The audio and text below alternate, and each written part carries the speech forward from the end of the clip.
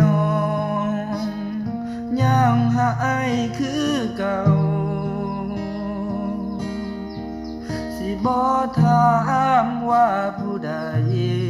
เข้ามามั่งทางหักสองเฮา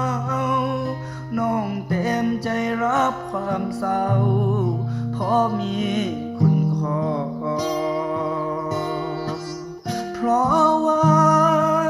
ฟ้าสั่งให้เกิดมาเจ้าบ่สนว่าสิเจ็บสิเหงาแค่ได้หาก็พอเพราะว่าฟ้าสั่งเพิ่งสั่งว่าให้น้องรอถึงมื้อนี้น้องสิลืมคิดพ่อน้องก็สิรอจนกว่าน้องสิบ่รอ